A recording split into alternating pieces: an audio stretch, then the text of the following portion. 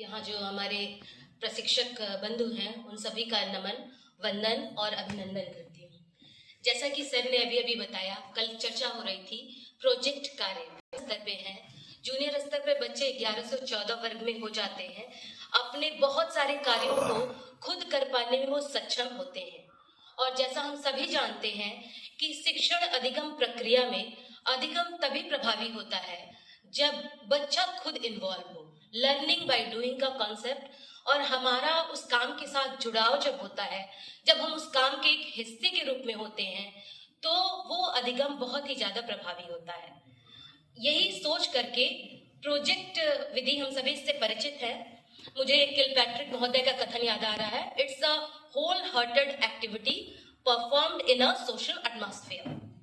एक ऐसी गतिविधि है, ये एक ऐसी शिक्षण विधा है जिसमें बच्चा जो होता है अपने पूरे आत्मविश्वास के साथ उसमें प्रतिभाग करता है, क्योंकि वह उससे संबंधित कारण, उनका निदान, उनका सब कुछ खोजकर्ता वही है। इसलिए इस विधा द्वारा बच्चा इस चीज को अच्छे से सीख पाता है।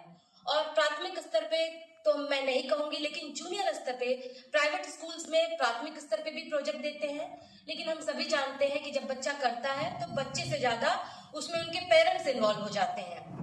लेकिन जूनियर स्तर बच्चा सोचने समझने, उसकी अन्य थोड़ी तार्किक शक्तियों का विकास होता है।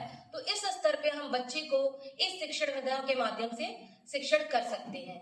और जहां तक रही हमारे विषय की बात, सामाजिक विज्ञान, तो इसमें ऐसे बहुत सारे विषय हैं जिस पर हम उसे प्रोजेक्ट बनाने के लिए दे सकते हैं। प्रोजेक्ट में बच्चे के सम्मुख हम समस्या प्रस्तुत करते हैं, वो विभिन्न माध्यमों से इससे संबंधित सूचनाएं एकत्रित करता है। आज का जमाना है, इंटरनेट का है, 5G का जमाना। शायद ही कोई बच्चा होगा जिसके पास उसके घर में मोबाइल का एक्सेस नहीं होगा या उसके पास इंटरनेट नहीं होगा। तो ये चीज उसके लिए और भी आसान है, अपने किसी भी टॉपिक पे उसकी प्रस्तुति। और दूसरी बात, हम शिक्षक हैं, हम यहाँ पे शिक्षक से ज्यादा फैसिलिटेटर हैं। उसको वो एक चीज माहौल प्रस्तुत करते हैं कि जहां से कठिनाइयां हो रही हैं हम उसे फैसिलिटेट करते हैं। तो इसी को ध्यान में रखते हुए मेरा एक बच्चा है, बहुत ही होशियार है, तो उसके माध्यम से मैंने ये प्रोजेक्ट करवाया था, जैसा कि आपको स्क्रीन पे दिखाई दे रहा होगा। इस प्रोजेक्ट का नाम है प्रचलित वर्तमान